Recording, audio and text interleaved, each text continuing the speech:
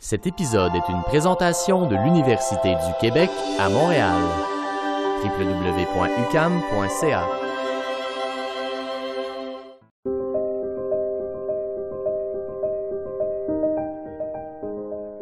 C'est un livre qui m'a été proposé par mon professeur d'histoire au Cégep. Ça s'appelle « Les mémoires d'Adrien » de Marguerite Yourcenar, qui a rédigé ce livre dans les années 50 aux États-Unis. C'est toute la relation de l'homme de pouvoir et de la conscience de la condition humaine de cet homme de pouvoir-là. À l'époque, dans le cas de l'empereur Adrien, il était à la tête d'un empire qu'il fallait pacifier, donc comment il s'y est pris pour y arriver. Il avait une réflexion absolument très moderne sur la question de l'esclavage qu'il fallait éliminer, qu'il ne pouvait pas tolérer, etc. C'est un livre que je trouve absolument fascinant à cause de cette question-là de la réflexion de l'homme qui se meurt, qui est sur son lit de mort et qui rédige ses mémoires en pensant à l'héritage qu'il va céder. Je ne suis pas certaine que je serais la même personne sans la lecture de ce livre parce que ça m'a beaucoup inspiré, ça a ouvert des horizons. Et c'est ça qui est important, c'est quand un livre arrive à développer l'intérêt, je pense que c'est là l'influence et le pouvoir d'un écrivain. Ça m'a servi d'inspiration pour poursuivre des études et m'intéresser à cette question-là des rapports de gouvernants-gouvernés, des relations internationales et comment on arrive à régler les conflits.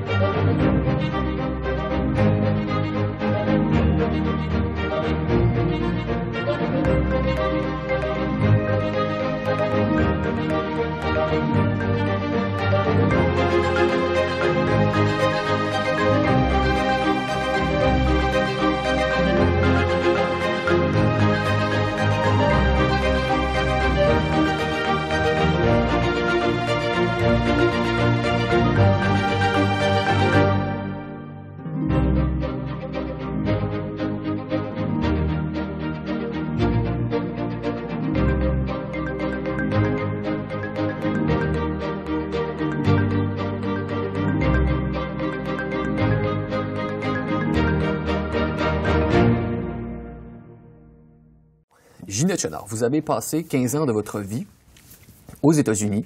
Vous avez travaillé à l'ambassade du Canada à Washington et avez aussi été déléguée du Québec à Atlanta.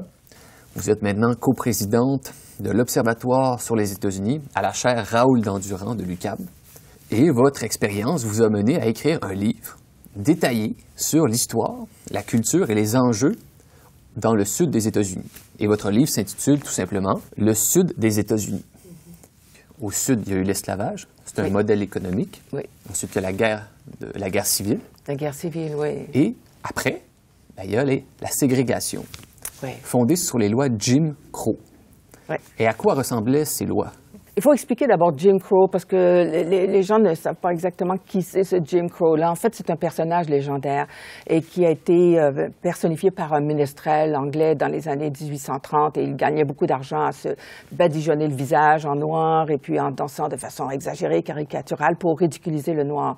Donc, au départ, le terme Jim Crow est un terme extrêmement négatif pour ridiculiser le noir et exprimer ses défauts physiques, etc. Donc, on est à la fin de la guerre civile. Et à la fin de la guerre civile, on sait que pendant la guerre civile, Abraham Lincoln avait fait cette déclaration, cette proclamation de l'affranchissement des Noirs, etc., en 1863, en pleine guerre civile, après des combats très durs. Et après la guerre civile, donc, il avait milité pour l'adoption du 13e amendement. Donc, il y a eu une phase de progrès d'à peu près 10 ans qui s'est écoulée entre la fin de la guerre et puis les lois de Jim Crow, si on veut, pendant lesquelles il y a eu les 3 amendements, le premier amendement donc qui abolissait l'esclavage, le deuxième qui établissait des règles de justice entre les Blancs et les Noirs, et puis le 15e qui donnait le droit de vote. Et les lois de Jim Crow ont été instituées directement pour abolir systématiquement ces lois-là. Donc, on a éliminé le droit de vote, on a éliminé les droits civiques, on a éliminé toutes ces provisions qui venaient d'être adoptées par la Cour suprême. Donc, ce sont des amendements constitutionnels. Et pour adopter des lois extrêmement restrictives, extrêmement difficiles. Donc, ce sont des codes noirs qu'on appelle aussi, c'est-à-dire qu'on voulait régir, par exemple, les croisements ou les relations entre les Blancs et les Noirs, parce qu'il y avait cette phobie, cette obsession-là de la part des Blancs. Et la plupart du temps, lorsqu'il y avait ces accusations-là qui étaient lancées, ça finissait par un lynchage. Ces lois-là ont duré jusqu'à 1964. Mais en 1955, un jeune garçon de 11 ans a été tué par les gens du Ku Klux Klan parce qu'il aurait fait des façons à une femme blanche. Et tout ça a été démenti après par cette même femme-là, mais en procès, évidemment, il n'y avait aucun noir qui pouvait gagner. Donc, c'était des codes qui régissaient le comportement, l'accès à la propriété, le droit à l'éducation, etc. Donc, et toujours dans une situation de ségrégation et de discrimination. Mais diriez-vous que, après la guerre civile, une fois que l'esclavage est aboli et qu'il y a la ségrégation, diriez-vous que les élites politiques américaines ont volontairement fermé les yeux sur la ségrégation dans le but d'éviter un autre conflit avec les États du Sud? Oui, elles ont fermé les yeux, mais ça n'était pas nécessairement pour éviter un conflit parce que le Sud était ravagé, donc était vraiment à plat après la guerre civile. C'était un long conflit quand même. Et le Nord n'était plus du tout intéressé à cette question-là. Donc, le Nord, je vous ai parlé de l'adoption des lois Jim Crow. Le Sud, rapidement, a créé le Ku Klux Klan en 1865. Donc, ça n'a pas pris de temps. Le grand défi qui s'est posé au pays à ce moment-là, tout de suite après la guerre civile, ça a été, est-ce que maintenant qu'on a adopté ces amendements dont j'ai parlé tout à l'heure, est-ce qu'on va maintenant travailler à l'intégration des Noirs dans la société américaine? Est-ce qu'on va faire un effort pour faciliter les choses? Parce que ils étaient démunis, les anciens esclaves. Ils n'avaient rien, pas de propriété, etc. Et l'autre côté de la médaille, c'était il faut se réconcilier avec le Sud. Le Sud est en colère, c'est un Sud qui est défait, etc. Donc, c'était plutôt cet enjeu-là qui était là. Et la décision qui a été prise, elle a été prise assez rapidement, à partir de 1876, parce que là, le Nord était en pleine effervescence industrielle, un boom absolument extraordinaire de la fin du 19e siècle, etc. Donc, on a décidé qu'il fallait plutôt travailler à la réconciliation plutôt qu'à l'intégration des Noirs dans la société américaine. C'est ce qui fait qu'on a fermé les yeux et de président en président, peu importe s'ils étaient républicains ou démocrates, jusqu'à 1933, ça a été le laisser-faire total, une renaissance même du Ku Klux Klan, où vraiment dans les années 20, sous un régime aussi bien de celui du président Taft, qui était originaire de l'Ohio, que sous le régime de Woodrow Wilson, qui est un sudiste et qui avait remporté le prix Nobel de la paix en 1920, mais qui était un président absolument très raciste. Donc, il ne s'est pas distingué parce qu'il avait fait la promotion de la démocratie à l'étranger. Il aurait pu faire la même promotion au pays, mais il ne l'a pas fait. Donc, ce qui veut dire jusqu'à 1933, ça a été un bloc solide du Nord et du Sud en faveur de la ségrégation et la séparation, séparée mais égale. Etc. Je reprends un peu ce que vous avez dit. Le Sud des États-Unis se caractérise par la ségrégation, mais il y a aussi un autre phénomène qui apparaît tout de suite après la guerre civile, c'est la domination du Parti démocrate pendant des décennies. Donc, le Parti démocrate règne en maître au Sud. C'est un système politique à parti unique qui se met en place. Une des raisons pour lesquelles le Sud s'est formé en parti unique, le Parti démocrate est devenu un parti unique, c'est qu'il y avait cette haine viscérale à l'endroit du parti de Lincoln, en fait, qui avait aboli l'esclavage et qui avait, défait l'armée du Sud, etc. Donc, c'était une des premières raisons. Puis ensuite, le Sud a fait en sorte d'abolir le droit de vote. Donc, pourquoi on a voulu abolir le droit de vote? Parce qu'il ne faut pas oublier qu'à la fin de la guerre civile, il y avait une immense population, des millions d'anciens esclaves qui vivaient dans le Sud. Presque 90% encore des Noirs habitaient dans le Sud. Donc, c'est une force à qui on avait donné le droit de vote qui pouvait s'exprimer. Donc, il y avait aussi des Blancs, anciens républicains, un peu rebelles, qui avaient voté républicains. Donc, il fallait casser tout espoir de rébellion dans le Sud. Donc, on a éliminé le droit de vote et on l'a rendu tellement difficile qu'il était presque impossible. Donc, c'est ce qui a encouragé, finalement, le système à un seul parti. Et puis, un troisième facteur, je dirais que c'est l'émergence de despotes. Vraiment, il y a une tradition de dirigeants despotes qui a duré jusqu'aux années 50, en fait. Ces despotes-là se chamaillaient entre eux, des factions politiques se chamaillaient entre eux pour gagner des élections. C'était la lutte entre une espèce de classe patricienne des villes et puis les hillbillies, les anciens des montagnes qui étaient venus, qui étaient dans les campagnes, donc, etc. Donc, mais qui arrivaient à se faire élire quand même. Donc, ces factions politiques étaient en rébellion, en querelle entre eux pour gagner des élections. Et puis, mais au fédéral, au collège électoral, on votait toujours démocrate parce que c'est ce qui soudait le Sud, qui l'a soudé de façon très solide. Je dirais aux années 30, avec l'arrivée de Roosevelt et puis aussi la Convention de 48. Donc ça, c'est une autre histoire. Mais finalement, c'est ce Sud, ce solide South qu'on appelait, a pris fin en 1964 avec l'abolition, avec la loi 1964 sur les droits civiques adoptée par Lyndon Johnson. Et là, vous abordez quelque chose qui est très important en sciences politiques dans le monde. On aime parler des allégeances partisanes.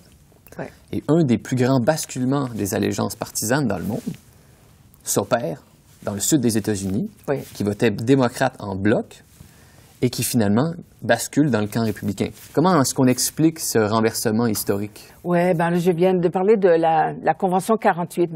On vient de finir avec le régime de Franklin Delano Roosevelt, avec le New Deal, avec toute une émergence de l'État moderne, de la modernité, etc. Donc ça, c'était une première cause d'inquiétude dans le Sud, parce que là, on a commencé à parler du Parti démocrate comme le Parti des Noirs, parce que déjà, il y avait une alliance Roosevelt avec les Noirs. Ensuite, il y a eu cette Convention 48 où un premier parti ségrégationniste s'est formé parce qu'il n'acceptait pas, à l'époque c'était Truman qui était au pouvoir, n'acceptait pas vraiment que Truman essaie de faire la promotion de l'intégration des Noirs dans l'armée américaine, etc. Donc là, de fil en aiguille, on arrive aux années 1954 avec l'adoption du décret constitutionnel Brown versus Board of Education. C'est ce décret constitutionnel qui abolissait la ségrégation dans les écoles, surtout dans le sud des États-Unis. Donc, de fil en aiguille, le Parti démocrate commençait à inquiéter le Sud et l'ordre racial était remis en question par ceux qui voulaient à tout prix le maintenir. Et commencent ensuite les mouvements des droits civiques. Et là, le mouvement des droits civiques est un mouvement qui re-questionnait toute cette discrimination-là, cette ségrégation-là, etc. Et donc, arrive au pouvoir Kennedy qui promet une première loi des droits civiques. Il va mourir avant de pouvoir mettre à exécution. Et c'est là où arrive Lyndon Johnson, qui est celui qui a vraiment occasionné la grande rupture avec le Parti démocrate et du Sud. Parce qu'il est arrivé avec des lois visant d'abord à abolir la ségrégation, redonner les droits civiques, redonner le droit de vote. Et il est arrivé aussi avec des mesures très concrètes visant à faire en sorte d'éliminer la pauvreté, des mesures très favorables au Sud finalement. Pour la première fois, il y avait cette rupture et le Sud n'a pas accepté, mais absolument pas du tout, les droits civiques pour les Noirs. Et c'est là que le Parti républicain, le parti de Lincoln, qui n'était plus le parti de Lincoln depuis 1876, qui était devenu le parti du conservatisme, de la libre entreprise, etc., avait besoin d'un nouveau souffle, etc. Donc, c'était l'inquiétude, cette lutte entre le libéralisme et le conservatisme qui a pris forme. Et là, il fallait à tout prix sauver le parti républicain qui avait perdu énormément d'élections depuis Roosevelt, finalement. Donc, on arrive donc à une situation où le Parti républicain sent et sait qu'il a un terreau fertile de gens qui sont fâchés, qui sont en colère contre les réformes du New Deal, contre les lois des droits civiques, etc., les lois qui interdisaient la ségrégation. Et donc, ils ont un terreau très fertile dans le Sud avec une tradition très conservatrice, avec des valeurs anciennes et passéistes, etc. Et c'est là qu'avec une stratégie adaptée pour le Sud, ils ont fait la conquête du Sud en l'espace de rien du tout. À partir de 1968, on a déjà un Sud qui a voté pour Nixon d'un côté et pour certains, surtout les États du Deep South, les plus traditionnalistes du centre, qui ont voté pour le parti de Wallace. Vous avez parlé du basculement des États du Sud dans le giron républicain. Et éventuellement, dans votre livre, vous faites le récit de l'apparition de la nouvelle droite à partir des années 70. Vous parlez entre autres d'un trio, Reagan, Gingrich et le Tea Party éventuellement. Il y a eu des idéologues, si on veut, qui ont voulu faire la transition, forcer le parti à faire la transition. Mais sans politiciens, on n'arrive pas à réussir une transition politique. Et Nixon est arrivé quand même avec cette façon de la loi et l'ordre, des règles comme ça. Mais Nixon n'était pas nécessairement le principal protagoniste de la stratégie sudiste, c'est Reagan. Il s'est offert comme étant un homme du Sud. Il a compris que le Sud en avait marre des droits civiques, en avait marre des mesures de l'État-providence qui découlaient du New Deal, etc., de la grande société de Lyndon Johnson. Et il a compris qu'il leur a fait des promesses de revenir aux droits des États, c'est-à-dire cette doctrine qui est très importante pour les élus sudistes de décider pour eux-mêmes, une sorte de souveraineté populaire où ils peuvent décider pour eux-mêmes sans que l'État fédéral intervienne. Il trouvait aussi, lui-même s'est fait élire avec son premier discours inaugural. Une de ses premières phrases, c'est l'État, c'est le gouvernement, c'est le problème. Donc, il a confirmé sa profession anti-étatique, etc. Donc, et il s'est imposé donc avec cette révolution Reagan, qui était à la fois très économique, c'est-à-dire le conservatisme fiscal, le conservatisme social. Et s'est aussi imposé grâce à une alliance très forte avec la droite religieuse qui, dès lors, s'était déjà organisée avec des grandes églises, avec la télévision, etc. Donc, ils étaient connus. Donc, ces mouvements de la moral majority et d'autres aussi ont complètement accepté cette collusion avec la droite. Et on sait que dans le Sud, l'Église a un rôle particulier à jouer. Donc, ça a fini par créer une cohésion sociale absolument très forte. Reagan est arrivé donc avec son programme à lui. Il a réussi à gagner le Sénat. Il n'avait pas gagné la Chambre des représentants. Il a fallu attendre 1995 pour qu'arrive Newt Gingrich, un sudiste, qui est arrivé avec un programme de transformation du fonctionnement du gouvernement et donc de polarisation des partis, etc. Il utilisait beaucoup le filibuster pour bloquer les procédures judiciaires, etc. Ça, c'est ce qu'on a appelé plus tard la méthode Newt Gingrich. Exactement. C'est de l'obstruction systématique. Voilà. Sous quel gouvernement? Sous Bill Clinton, c'est ça? Oui, on est en plein administration Clinton. Et donc, cette méthode-là, l'opposition à l'État-providence, aux dépenses de l'État, vous écrivez dans votre livre, ça fait partie d'une culture qui apparaît pas nécessairement durant les années 70, ça remonte à beaucoup plus loin. Ah, qui remonte depuis, je dirais, les origines, cet anti-étatisme-là, cette lutte nord-sud que j'appelle souvent la division nord-sud, elle est une des plus anciennes au pays parce que c'était aussi une frontière esclavage au sud et non abolitionniste au nord, avec des valeurs complètement différentes depuis le début. Du 18e siècle. Alors là, cette opposition au gouvernement, le Sud l'a compris parce qu'il leur a promis ça. Et cette promesse des droits des États, c'était une promesse de laisser le Sud faire ce qu'il voulait en ce qui concerne les politiques à l'égard des Afro-Américains. Donc, et Newt Gingrich, il a voulu pousser plus loin cette révolution Reagan, avec un certain contrat pour l'Amérique, etc. Mais sa grande réussite, pour employer ce terme-là, entre guillemets, ça a été de changer les règles de procédure au Congrès. C'est surtout ça qui a vraiment donné des ailes plus tard au Tea Party, parce que le Tea Party a poussé à l'extrême cette tactique dont avait usé Newt Gingrich. Je vous pose une question sur, au fond, un petit angle de votre livre.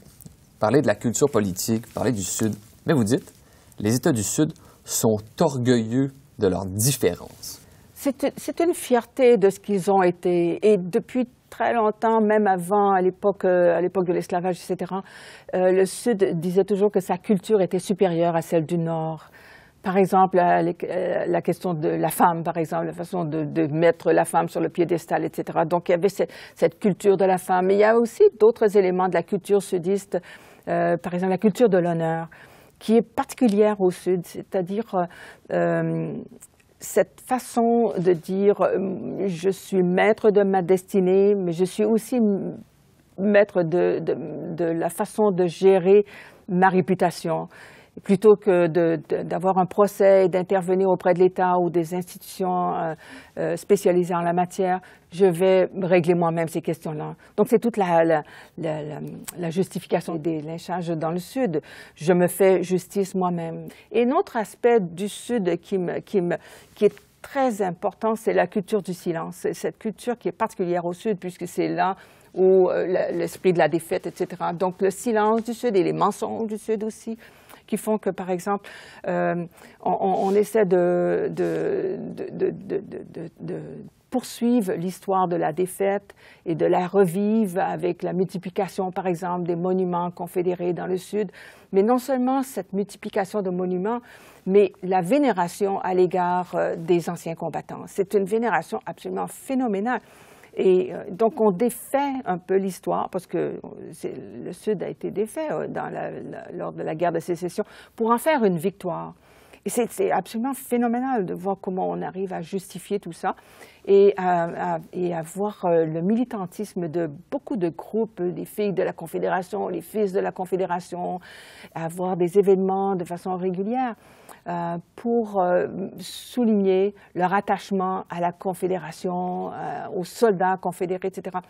Et ça a amené jusqu'à la déformation de l'interprétation de l'histoire. Par exemple, dans certains livres d'histoire, on attache autant d'importance au discours inaugural de Jefferson Davis, qui était le président des États confédérés,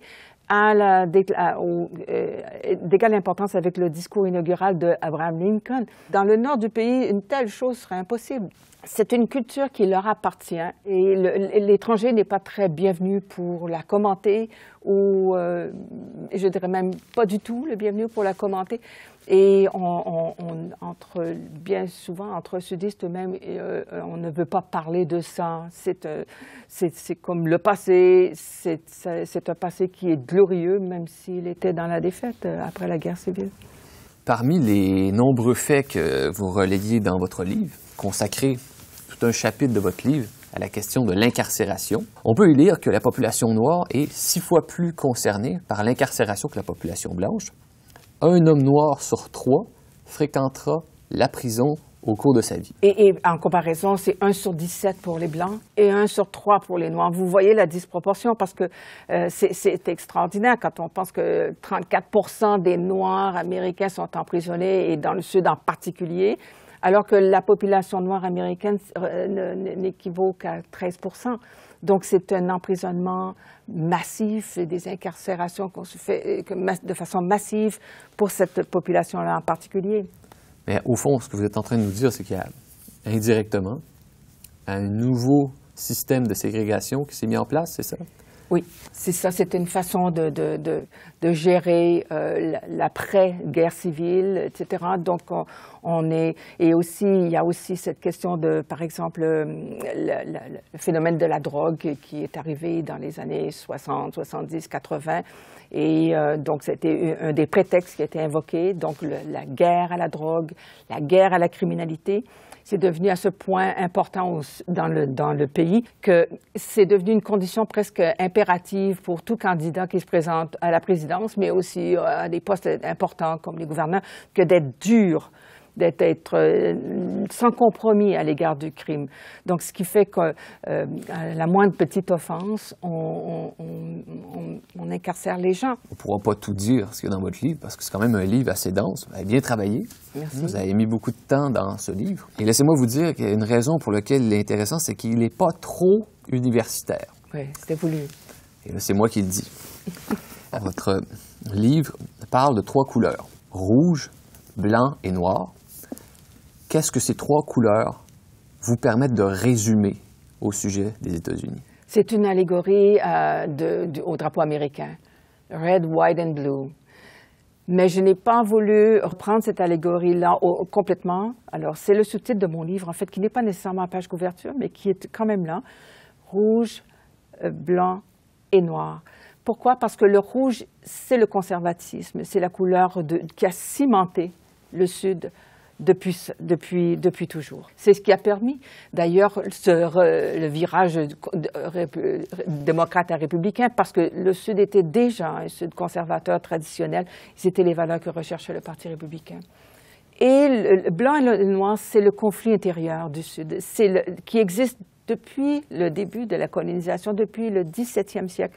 Ce conflit que le Sud n'a jamais été capable de résoudre, qu'il a même institutionnalisé, qu'il a même systématisé dans des droits. Et ce conflit-là, il se reflète dans deux couleurs. Donc, les premiers arrivants fondateurs blancs et les esclaves qui sont arrivés, les premiers esclaves. Je n'ai pas voulu employer la couleur bleue du drapeau parce que le Sud ne se reconnaît pas dans les valeurs du libéralisme, les valeurs d'égalité des chances, etc. Donc, c'est un Sud qui change, et il faut l'admettre. C'est un Sud qui a son attrait aussi, parce que vivre à Atlanta, c'est pas une punition, c'est une très belle ville agréable. Mais on est toujours en présence de ce conflit qui existe, parce que si on ne veut pas le voir, on se ferme les yeux, on ne le voit pas. Mais à qui c'est observer les choses et voir la mentalité des gens et regarder un petit peu comment les gens vivent, on sait qu'il y a ce conflit qui existe toujours.